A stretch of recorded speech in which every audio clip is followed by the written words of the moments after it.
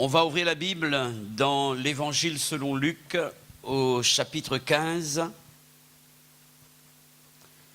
et on fera la lecture du verset 1er jusqu'au verset 7. Je répète donc, Luc chapitre 15, verset 1er.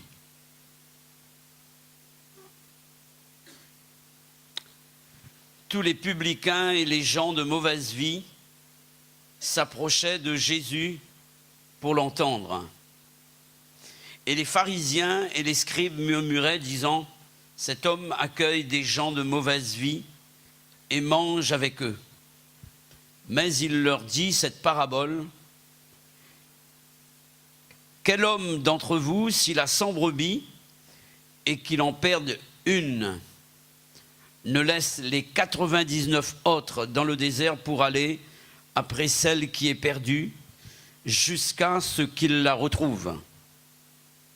Lorsqu'il l'a retrouvée, il la met avec joie sur ses épaules et de retour à la maison, il appelle ses amis et ses voisins et leur dit « Réjouissez-vous avec moi, car j'ai retrouvé ma brebis qui était perdue. De même, je vous le dis, il y aura plus de joie dans le ciel pour un seul pécheur qui se repent que pour 99 justes qui n'ont pas besoin de repentance. » Amen. J'aimerais vous parler ce soir de Jésus, encore de lui et toujours de lui, parce que l'évangile qui ne nous présenterait pas le Christ, ce ne serait pas l'évangile, c'est impossible. Et lorsque nous ouvrons ce livre qu'est la Bible, et surtout dans le Nouveau Testament, nous ne pouvons pas ne pas voir, ne pas découvrir, ne pas considérer ce que Jésus est, ce que Jésus fait et le pouvoir qui émane de sa personne. Ce Jésus-là, il est là au milieu de nous ce soir. Alléluia. J'aimerais vous parler de lui comme étant une personne incomparable. C'est la pensée centrale qui émerge du texte que nous avons pu lire ensemble. Jésus est différent des autres personnes. Je peux dire que c'est une personne unique. Il n'y a pas à son égal. Aucun homme ne peut ressembler au Christ. Alors, qu'est-ce qui différencie Jésus du reste des hommes? Premièrement, et je vois d'après ce texte, toute catégorie de personnes peuvent s'approcher de lui. Il ne rejette personne. Ça vous est déjà arrivé de repousser des gens, de ne pas vouloir être dans la présence d'une personne, de n'avoir aucune considération pour certaines catégories de personnes? On est des hommes. Malheureusement, ça nous arrive. Mais Jésus est différent de nous.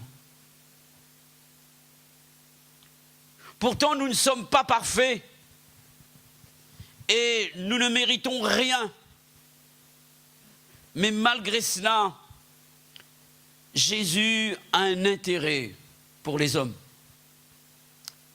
Dans le texte, il nous est dit que tous les publicains, non pas certains publicains, tous les publicains et les gens de mauvaise vie s'approchaient de lui. Ici, il s'agit de personnes infréquentables, de personnes qu'on méprisait, qu'on rejetait. Et il faut savoir que les publicains étaient des juifs collecteurs d'impôts, collaborant avec les Romains dans le but de taxer d'autres juifs et de s'enrichir sur leur dos. Et le nom des publicains devint un symbole de gens de la pire espèce. Les Juifs n'avaient aucune considération pour les publicains faisant partie de leur peuple. On fuyait les publicains. Ces gens étaient considérés comme la peste. Et la Bible parle également des gens de mauvaise vie. Il était question de prostituées, de personnes adultères, les pécheurs notoires de la société de l'époque. Alors que cette catégorie de personnes ne pouvait s'approcher des autres, Jésus, la Bible dit que ces gens vont s'approcher de lui. Amen. Ils vont s'approcher de Jésus. Alors on peut se poser la question suivante. Pourquoi ces gens pouvaient-ils s'approcher du Seigneur Jésus? Parce que Jésus avait pour eux une parole incomparable.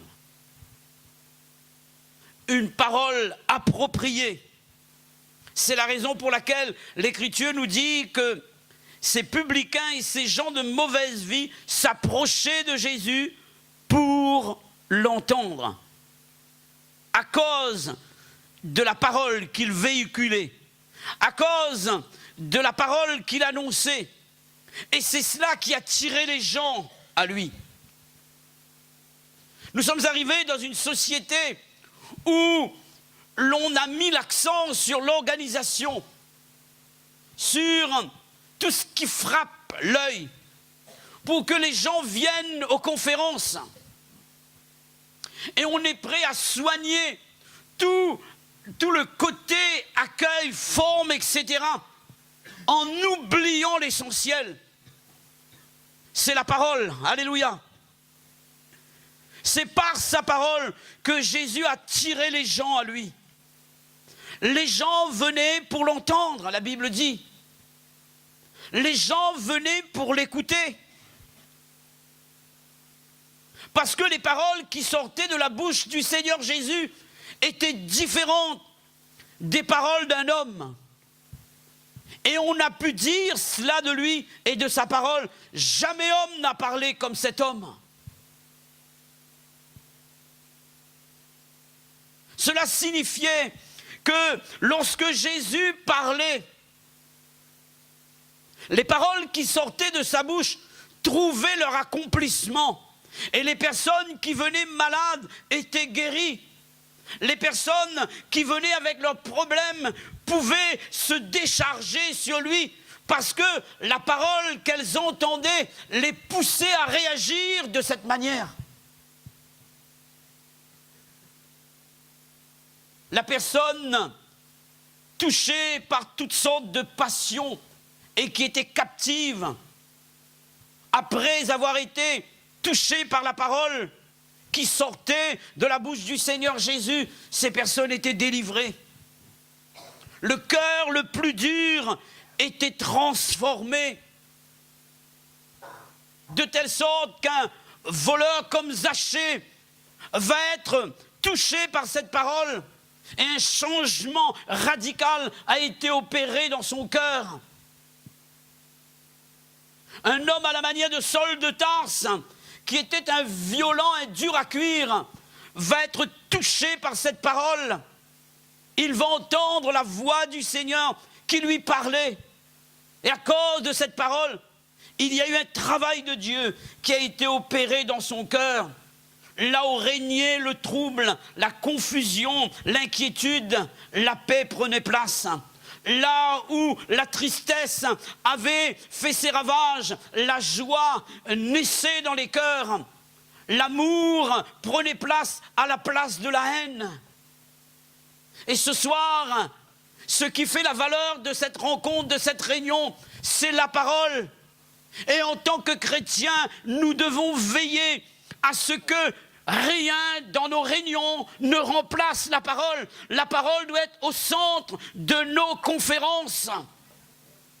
Merci Seigneur pour les chants, merci Seigneur pour la musique, merci Seigneur pour ceux qui ont des talents dans tel ou tel domaine, dans le domaine artistique, qui sont capables de présenter des sketchs, qui sont capables de présenter des mimes. Mais s'il n'y avait que cela et il n'y avait pas la parole, notre conférence était vide de puissance, de force et de sens même. On aimait s'approcher de Jésus pour l'écouter. Parce que sa parole apportait le remède, la solution de Dieu. Ce soir, tu as eu raison de répondre à cette invitation. Tu ne seras pas déçu.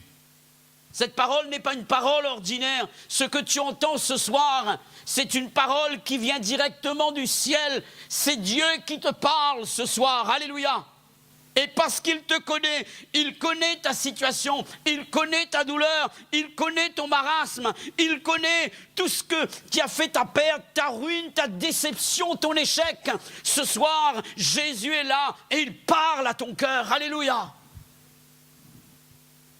Plus que j'avance avec Dieu, plus que je réalise que rien ne peut remplacer la parole de Dieu. Alléluia. J'aime cette parole. J'aime parler de cette parole. J'aime annoncer le Christ.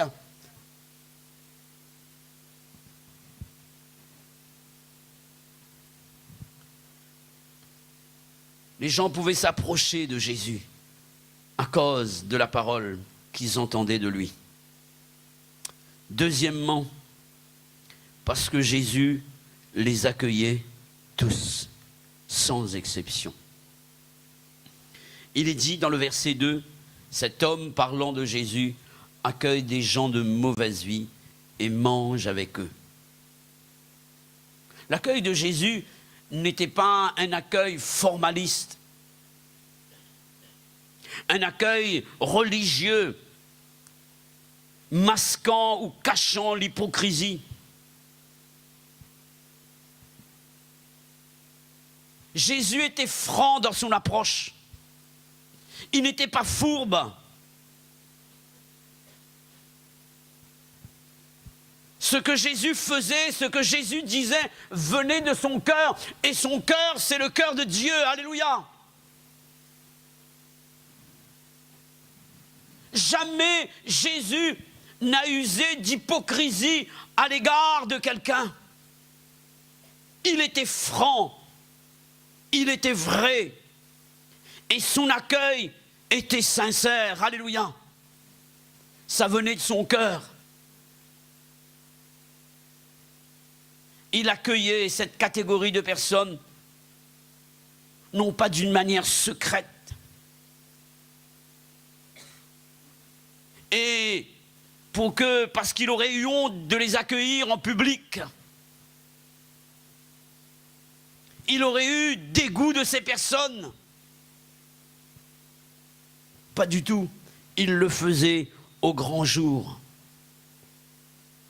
en public, à la vue de tous, sans aucune gêne, sans aucune hypocrisie dans son cœur. Bien plus, la Bible dit qu'il mangeait avec eux. Il n'avait pas peur de les inviter à sa table. On n'invite pas un ennemi à sa table. On n'invite pas une personne que l'on méprise, que l'on rejette. À sa table, on invite des gens qu'on estime. Et Jésus ne faisait pas de favoritisme. Un riche, un pauvre, un estropié, une personne aveugle, le paria de la société, la personne remplie de lèpre. Jésus accueillait ces gens à sa table. Il mangeait avec eux. Et manger avec quelqu'un nous parle de l'estime qu'on a pour la personne. Manger avec quelqu'un, d'après les Écritures, est synonyme de communion que l'on entretient avec la personne, de partage. Et ce soir, j'aimerais te dire, qui que tu sois, Jésus t'accueille et il veut manger avec toi dans le sens spirituel. Il veut entretenir une relation vraie, sincère, une communion avec toi. Et voici ce qu'il dit dans l'Apocalypse, chapitre 3, verset 20. Je me tiens à la porte et je frappe.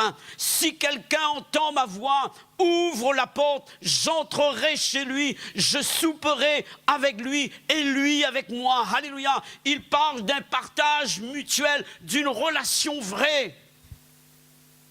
Jésus n'est pas une religion, chers amis. Jésus est une relation. Et la relation avec le Christ, c'est une relation avec Dieu. Oui, Jésus frappe à la porte d'un cœur.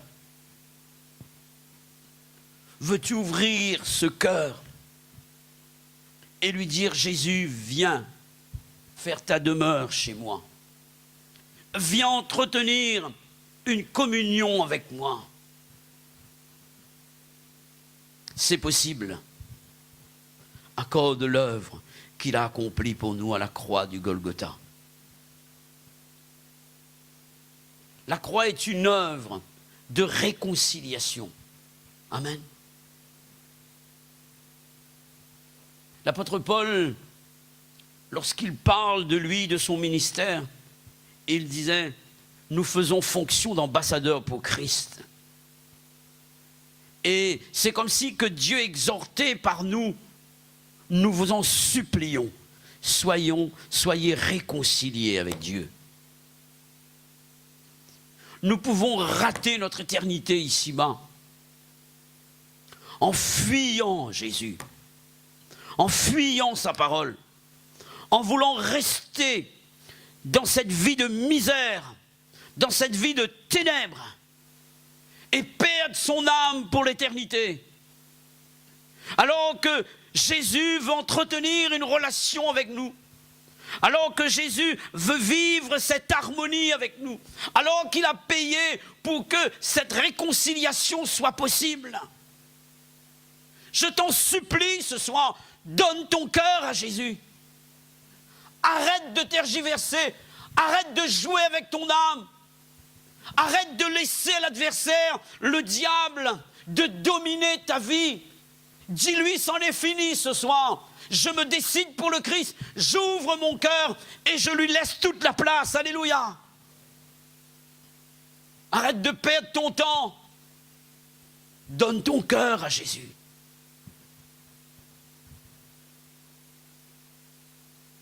Non seulement que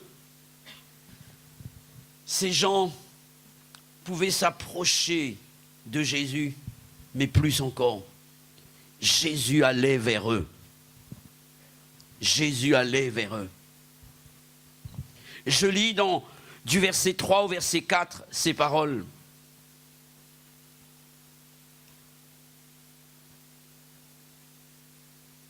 Mais il leur dit cette parabole. Lorsque justement les pharisiens, les scribes, les religieux de l'époque vont lui dire, mais parlant de Jésus, cet homme accueille des gens de mauvaise vie et mange avec eux. Voici ce qu'il va laisser comme parabole. Ce sera la réponse aux paroles de ces religieux. Quel homme d'entre vous, s'il a 100 brebis et qu'il en perde une, ne laisse les 99 autres dans le désert pour aller après celle qui est perdue jusqu'à ce qu'il la retrouve. Je vois dans ce texte Jésus laissant une parabole, et lorsqu'il parle de l'un d'entre vous qui a 100 brebis, en fait il parle de lui. Il se compare à un berger et il compare la foule, les gens, à des brebis. Et il y a une expression qui a retenu mon attention pour parler de ce Jésus qui va à la recherche des gens. La Bible dit ceci, parlant du berger il est dit que le berger va à la recherche des brebis.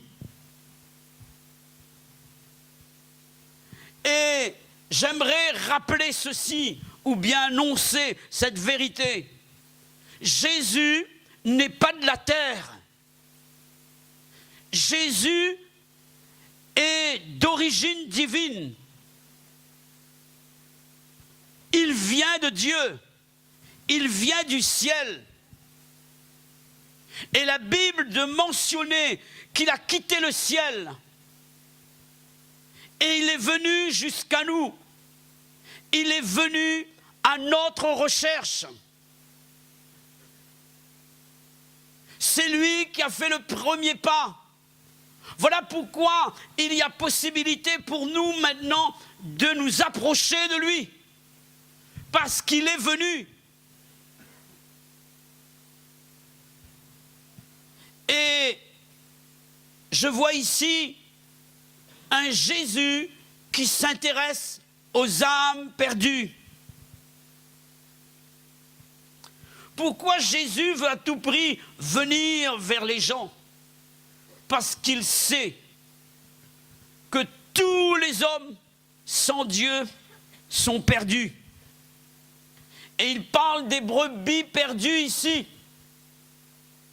Sans Jésus dans ton cœur, sans Jésus dans ta vie, tu es une personne perdue. Perdue dans le sens que il n'y a pas pour toi de possibilité de revenir à Dieu de par toi-même. Tu es égaré, tu marches dans les ténèbres, tu ne fais ce que tu ne veux pas. Tu as la volonté de réussir. Tu as la volonté de bien vivre et de vivre une vie correcte ici-bas. Tu as la volonté, mais non pas le pouvoir. Tu veux faire le bien, mais le mal est attaché à toi. Tu ne fais pas le bien que tu veux, mais tu fais le mal que tu ne veux pas. Alors, si tu fais le mal que tu ne veux pas, ce n'est plus toi qui le fais, mais c'est le péché qui habite en toi. Et c'est ce que dira l'apôtre Paul. Et il va faire un constat de la situation. Malheureux que je suis. Ce soir, la parole est là pour t'éclairer, afin que tu saches que malgré cette apparence de bonheur, tu es malheureux, tu es malheureuse sans Dieu. Tu as besoin de lui. Et la Bible dit ceci: heureux celui à qui la transgression est remise, à qui l'Éternel n'impute pas le péché. Et David pouvait dire: tant que je me suis tu, mes os se consumaient, et ma vigueur n'était que sécheresse comme celle de l'été. J'ai dit: j'avouerai mes transgressions. Et il a obtenu la miséricorde. Alléluia. Ce soir, tu as besoin de repentance. Tu as besoin de demander à Dieu pardon pour tous tes péchés. Arrête de mentir. Sois vrai, Dieu te connaît. Arrête de cacher ta vie, mais dis à Dieu ce qui ne va pas. Dis à Jésus: ça ne va pas, je mens à tout le monde. Mais à toi, je ne peux pas mentir, parce que tu me connais. Alors ce soir, laisse-toi gagner par la vérité. Et approche-toi du Seigneur, car il est venu vers toi, en la personne de Jésus. Amen.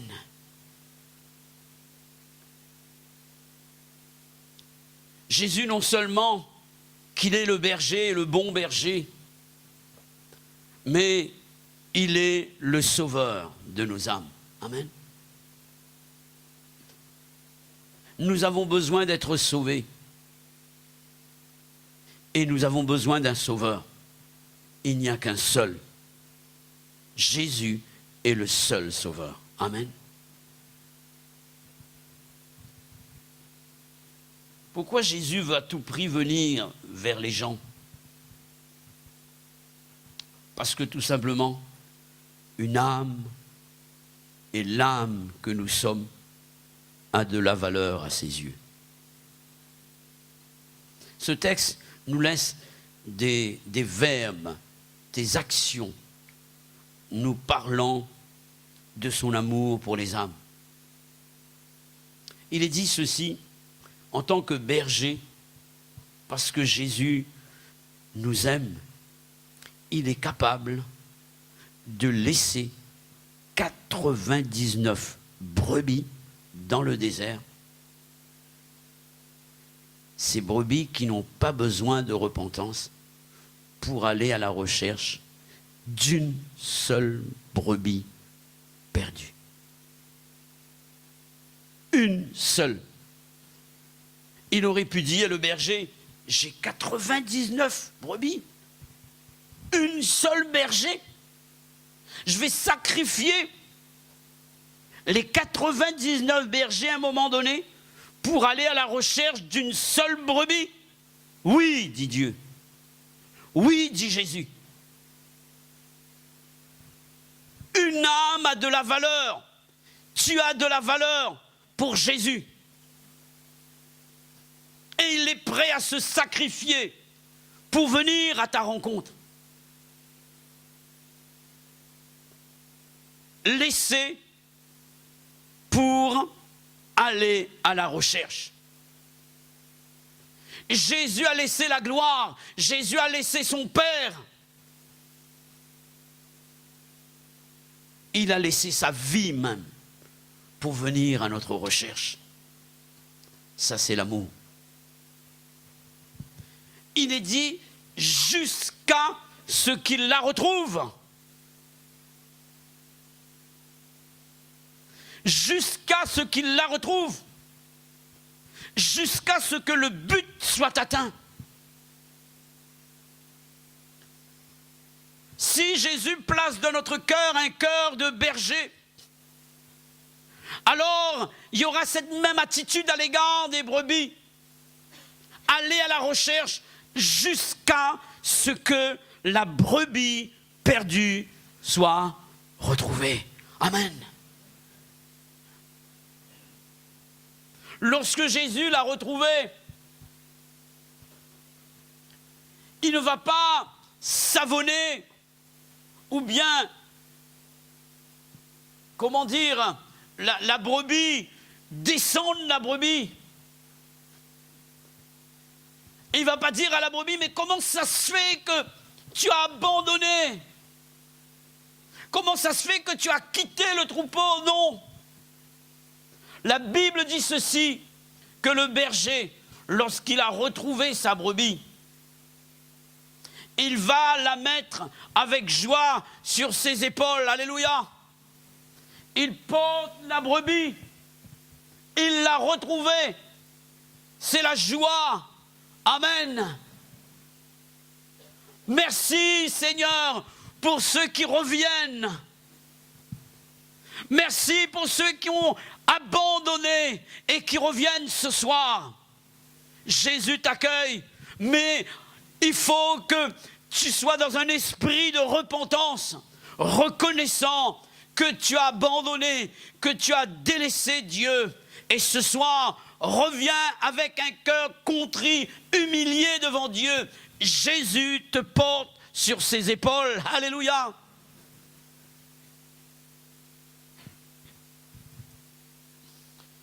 Il est dit ceci, Jésus ramène la brebis et il la ramène jusqu'à la maison. Amen. Jusqu'à la maison. C'est l'image d'un père, un vrai père de famille, qui ramène la brebis perdue jusqu'à la maison. Rejeté, Philippe est accueilli. Il prêche. Des âmes sont sauvées. Un réveil a eu lieu. Dieu lui dit ceci. Laisse ces brebis. Va à la recherche d'une seule brebis qui est dans le désert. Et cet homme a besoin d'être sauvé. C'est le premier ministre de l'Éthiopie. Va à la recherche de cette brebis. Philippe s'en est allé. Et il prêche à cet homme. L'eunuque éthiopien se convertit, donne son cœur à Jésus.